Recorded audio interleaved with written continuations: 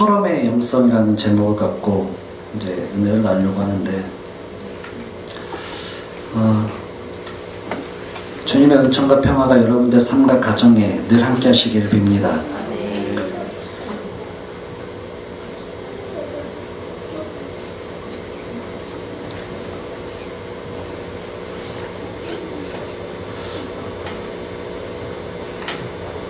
정치를 잊고 사는 것이 정말 평화로운 세상일 것입니다.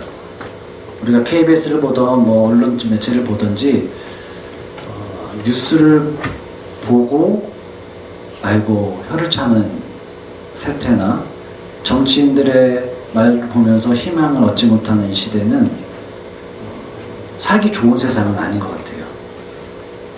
정치를 잊고 살 수 있는 세상이야말로 평화의 세상입니다. 우리 사회에는 평화가 아직이라는 말이죠. 탄핵 정국이 시작되고 국가와 사회가 혼란에 빠진 지도 벌써 3개월째입니다. 그러나 국민들의 마음은 안정되지 못하고 정의와 공의의 아침은 아직도 먼 세상 이야기일 뿐입니다.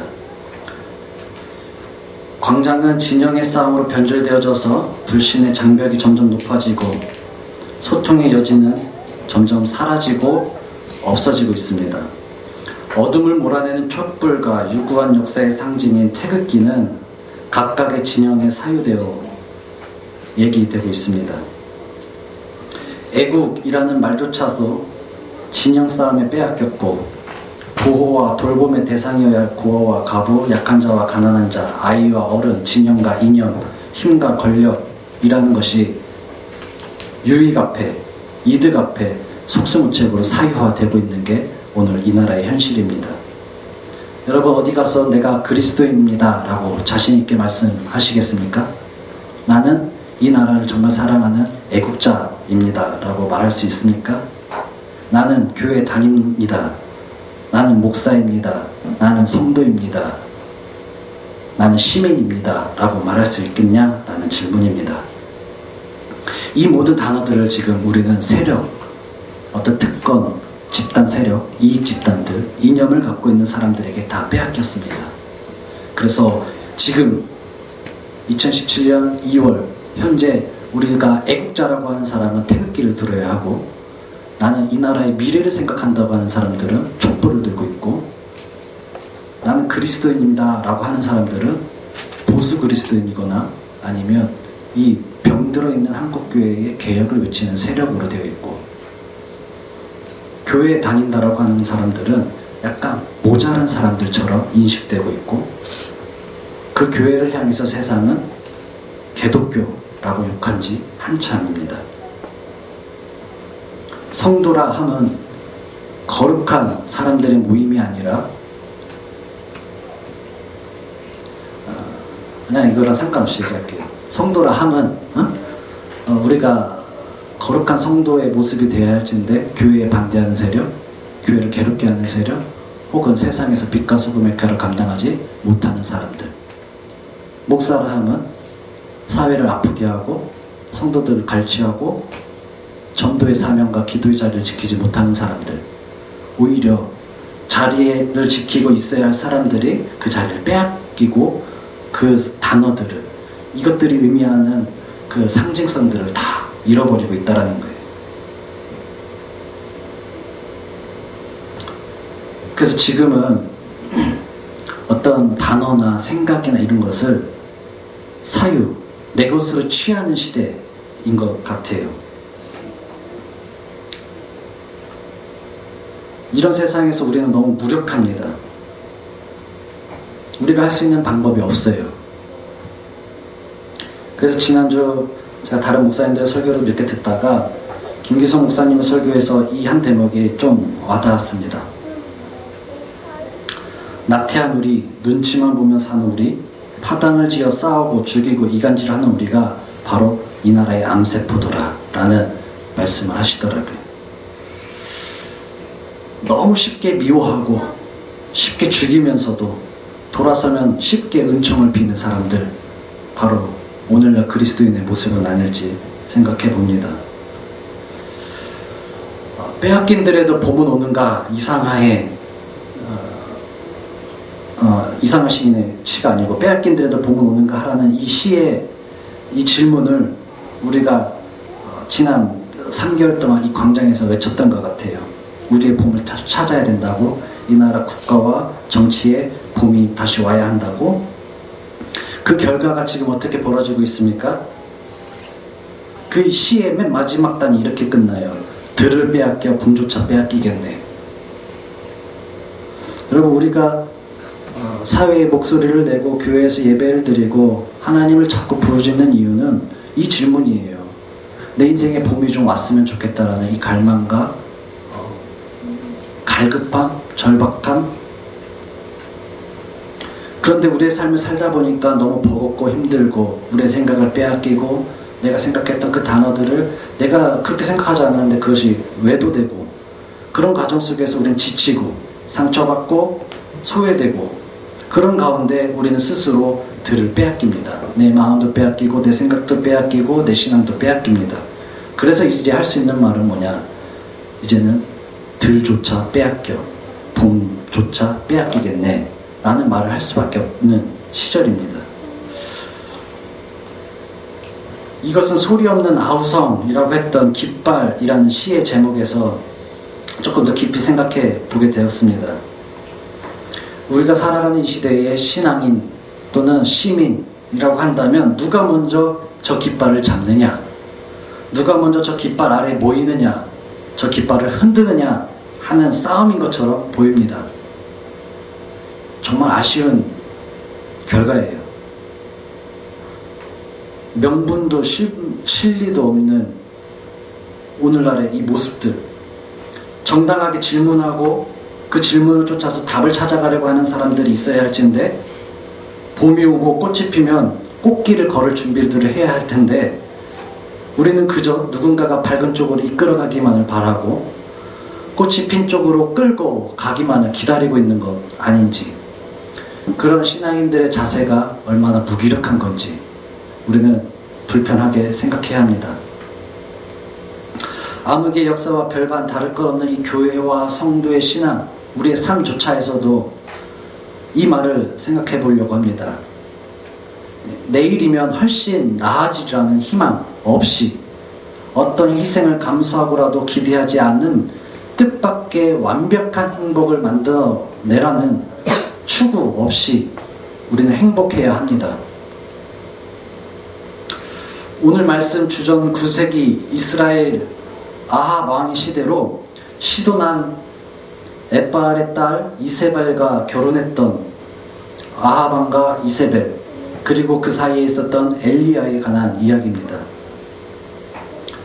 사마리아에 바알의 신전을 세우고 아세라 목상도 세웠던 그 당시를 주님께서 보시기에 악한 시대라고 성경은 표현합니다.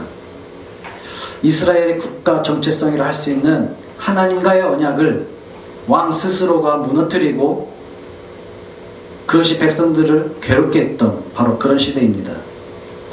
하나님께서는 엘리야를 통해서 아합에게 엄중하게 경고합니다. 몇 해 동안 비는커녕 이슬 한 방울도 내리지 않을 것이라는 하나님의 경고. 그 메시지를 전한 엘리야는 요단 동쪽 그릿 시내가에 숨어서 지내게 됩니다. 하나님의 경고를 따라 가뭄은 깊어졌고 시냇물은 말랐고 이제 사람들의 먹을 것이 떨어지는 그 시절입니다. 그래서 도피하고 있는 엘리야에게 하나님은 시돈에 있는 사르밧으로 가라고 명령하십니다.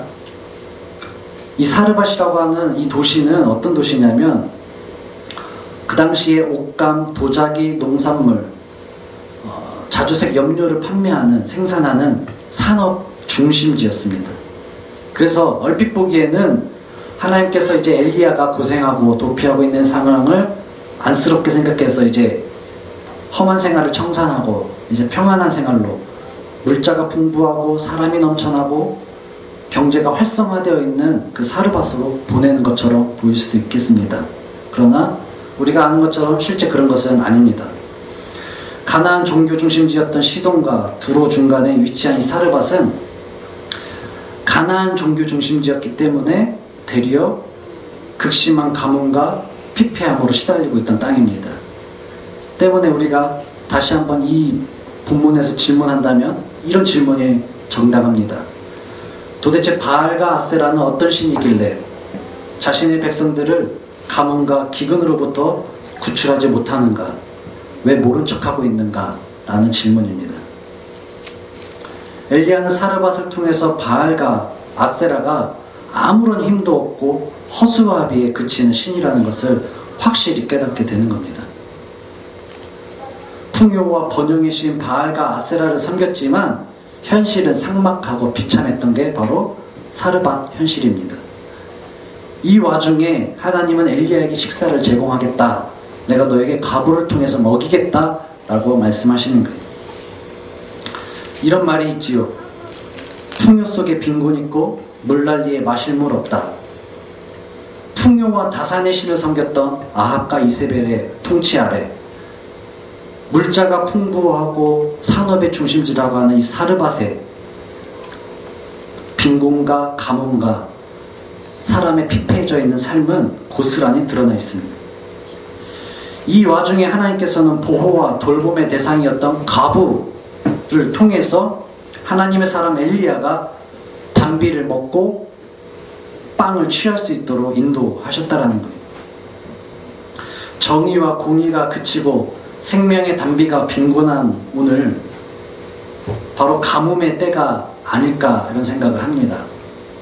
물자가 풍부하고 경제활성화를 외치겠다 했던 정치인들의 말과 생각이 오늘날 우리를 얼마나 풍요롭게 얼마나 마실 물을 풍족하게 만들었는지 우리 스스로 한번 생각해 봐야 할 것입니다.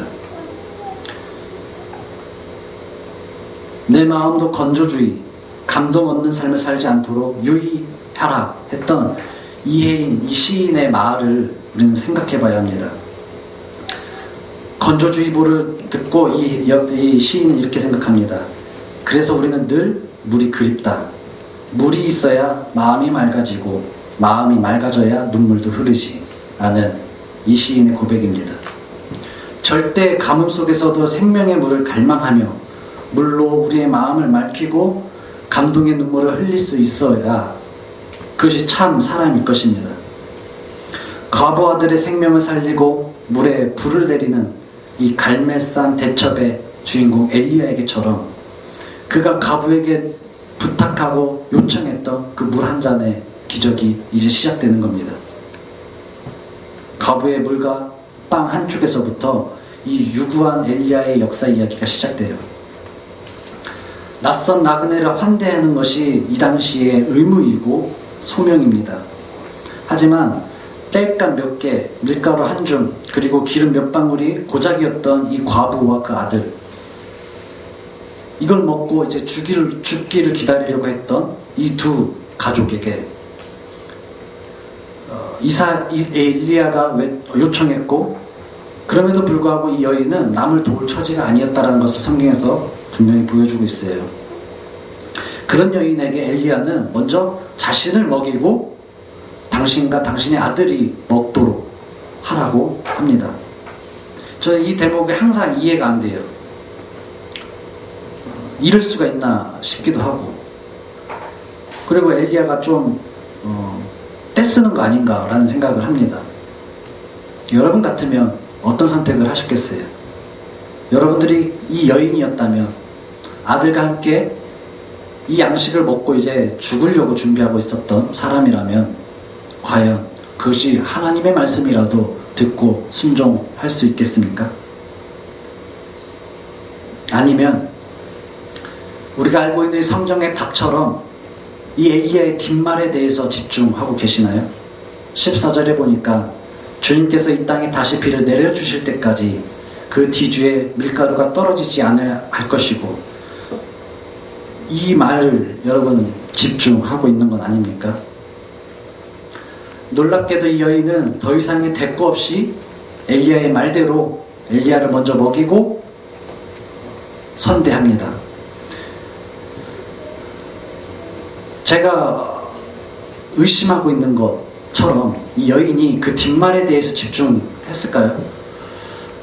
죽음 앞에 이게 의미가 있을까요? 저는 이 여인의 뒷말이 이 여인이 이 뒷말에 대해서 관심이 있었다라고 생각하지 않습니다. 자신과 아들을 곧 죽게 될 이 상황 속에서 자신보다도 약해 보이는 이 나그네가 지나가는 이 한 사람이 자신들에게 구걸하는 이 처지의 이 나그네가 얼마나 불쌍해 보였으며, 그리고 자신과 다를 바 없이 곧 죽겠구나 하는 생각으로 혹시 도움을 주려 했던 것, 또는 헌신하려고 했던 것은 아닐까.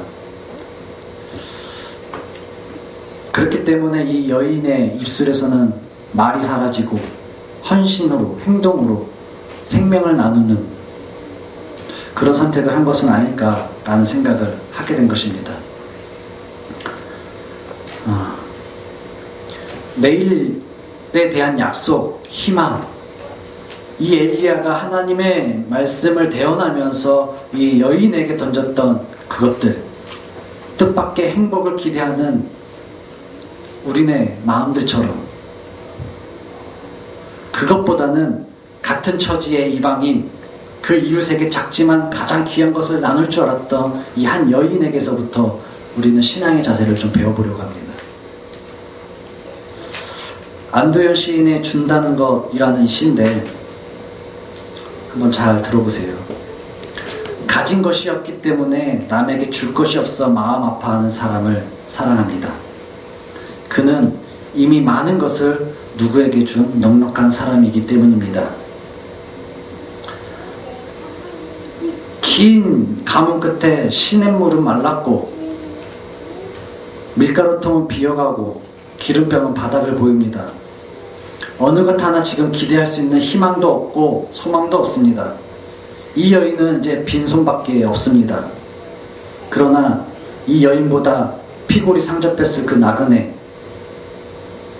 이 엘리야는 기댈 곳조차, 위로받을 곳조차 없었던 이방인입니다. 이처럼 우리는 보이지 않고 값으로 환산할 수 없는 많은 것을 서로에게 주고 받고 있습니다. 그래서 우리는 인생에서 알고 있는 것이 있다면 이런 진리입니다. 스스럼 없이 주는 것이 빼앗는 것보다 괴롭고 힘든 상황이 있어요. 지금 우리는 나아지는 내일, 밝아올 아침의 희망, 꽃이 피는 봄에 대한 기대가 아니라 내일을 함께할 사람, 희망을 나눌 수 있는 사람, 꽃을 심을 수 있는 사람을 함께 기대해보자 라는 것입니다. 13절에 두려움 없이 나그네 엘리야를 위해 먼저 떡을 가져다 줄 수 있는 이 여인처럼 우리가 살아가고 있는 이 사회에는 나그네와 고아, 과부와 약한 자, 가난한 자들, 즉 보호와 돌봄의 대상이 될 필요가 있는 사람들이 너무 많아요. 이에 대해서 이것에 대한 책임이 국가와 우리 시민들에게 있는데 우리는 그것을 마치 깃발놀이인 것처럼 사유화하고 그것을 활용하는 요즘의 세태들이 너무 아쉽다라는 이 말입니다. 사르밧의 이 여인처럼 내일에 대한 기대를 나눌 수 있는 사람 점점 사라지고 있고, 이 현실에 대해서 우리는 경각심을 끼워야 합니다. 여러분, 옆에 있는 성도와 가족들 관계 안에서도 내가 당신을 위해서 기도해 줄 수 있다, 내가 당신을 위해서 하나님께 기도하겠다 라고 하는 그런 대화 얼마나 많이 하고 계십니까? 비를 내리지는 못하지만 물 한 대접을 줄 수 있는 사람, 상처받은 자의 상처가 낫기까지 살필 수 있는 선한 사마리아인처럼 자신의 생명을 다하여 빵을 떼어주었던 사람, 그가 바로 예수라고 우리는 알고 있습니다. 저가 바로 사마리아인이라는 것을, 그리고 우리의 선한 이웃이라는 것을 우리는 말씀을 통해 배웠습니다.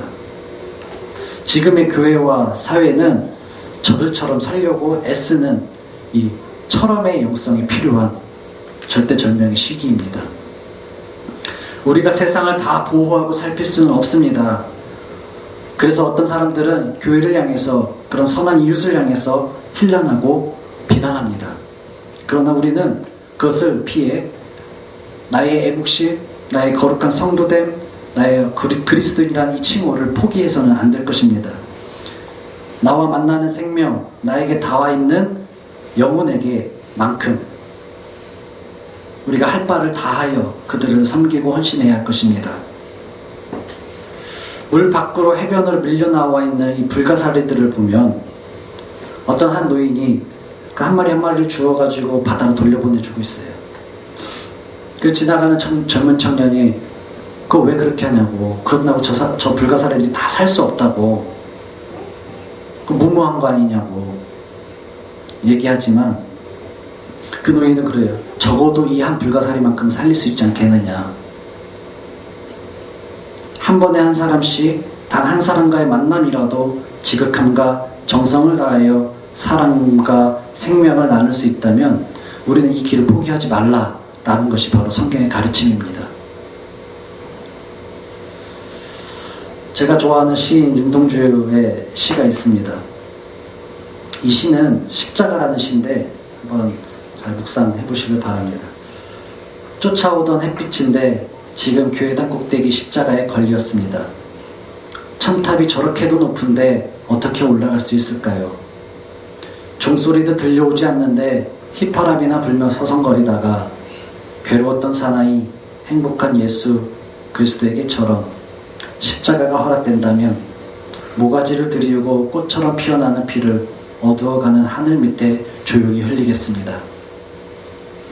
이 시에서 볼 수 있듯이 이 처럼이라고 하는 이 한 말로 한 행을 이루는 시는 거의 없습니다. 시인 윤동주에게 햇빛은, 기대는, 희망은 십자가 높은 첨탑 위에 걸려있는 것과 같습니다. 그것은 절대 오를 수가 없어요. 위험합니다. 그리고 시대적으로도 종소리는 들리지 않아요. 우리를 깨우는 새벽의 십자가 종탑 소리는 이제 들리지 않고 세상에서 줄 수 있는 희망과 기대의 소리도 이제 멈췄습니다.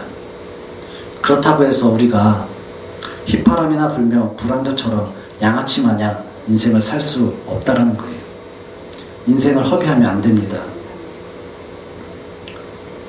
시인은 기댈 곳 없던 윤동주, 그는 괴로웠던 사나이, 그러나 행복했을 예수 그리스도에게 그 희망을 찾습니다. 이웃을 내 몸처럼 사랑하는 것이 얼마나 어려운지 이 시인 윤동주는 알았습니다. 이웃의 괴로움을 외면하지 않고 고통을 나누는 순간 빈손을 포개고 벌어진 어깨에 기대게 하는 것, 그것이 바로 우리가 행복했던 주님의 길을 따라가는 길이라는 것입니다. 첨탑처럼 높은 십자가의 길을 걷는 것은 결코 쉽지 않습니다. 어렵고도 어려운 일입니다. 그러나 시인은 그 길을 선택하기로 했고 십자가가 허락된다면 하고 고백하는 것입니다. 여러분, 줄탁동시라는 말을 아시지요? 안과 밖에서 서로 껍질을 깨야 된다는, 그래야 생명이 잉태됩니다.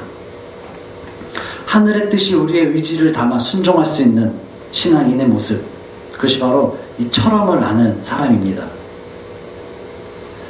불교 사상에 이런 눈부처 사상이라는 말이 있습니다. 그게 뭐냐면 타자의 눈 속에 내가 부처로 들어가 앉아있다라는 말이에요.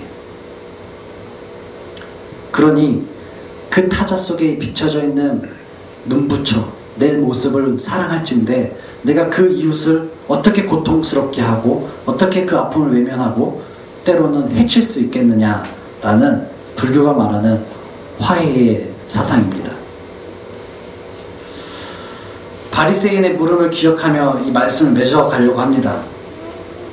누가 우리의 이웃입니까? 라고 바리새인이 예수에게 물었죠. 거리상 가까웠던 사람들이 이웃이 아니라 돌봄과 사랑, 헌신과 순종이 있는 사람이 바로 이웃입니다. 내 이웃을 내 몸과 같이 사랑하셨던 주님의 명령은 단순히 동정의 관심, 그 차원에서 이웃을 생각하는 것이 아니라 저들을 책임지고 환대하고 이제 아픔에 응답할 수 있는 신앙인들이 필요하다는 거예요.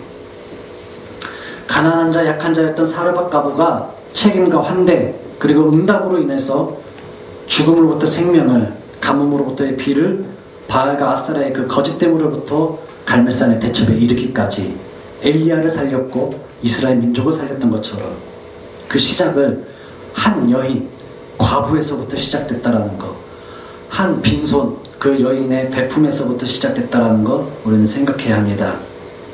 예수 그리스도를 따라 참 행복의 길을 걷는 사람은 빼앗는 것보다 괴롭지만 힘들지만 스스럼 없이 줄 수 있는 사람이어야 합니다. 시대의 애국가 상징, 어둠을 몰아내는 빛과 촛불의 민심까지도 모든 것을 사유화하고 이용하려고 하는 이 세대 속에서 우리는 한 번에 한 사람씩이라도 그 빛으로 끌어낼 수 있는 용기와 결단이 필요한 시대입니다.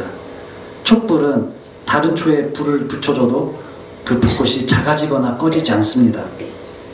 이렇게 빈병을 채우는 기름, 빈통을 채우는 밀가루, 가뭄에 메마른 영혼의 단비가 하나님의 정의와 공의로 절대 꺼지지 않고 옮겨고 전염되는 것을 우리는 알아야 합니다. 그때 비는 내릴 것입니다. 여러분, 눈치를 살피고 파당을 짓는 것을 멈추고 역사와 시대의 아픔 속에 보호와 돌봄이 필요한 저들의 빈손과 헌신을 바로 보시기를 바랍니다. 내일의 기대와 희망이 꽃피우기만을 기다리지 마십시오. 내 이웃을 내 몸처럼 사랑하라 하시던 주님의 음성을 들으세요. 이제는 딱한 처지의 나그네를 위해서 자신의 마지막 음식을 내주었던 사르반 여인처럼, 선한 사마리아인의 마음처럼, 예수 그리스도의 그 가르침처럼 회복돼야 합니다. 바로 그것이 이 시대, 이 교회에, 이 성도들에게 요구하고 있는 철험의 영성이고 우리가 올라야 할 첨탑의 십자가의 길인 줄 믿습니다.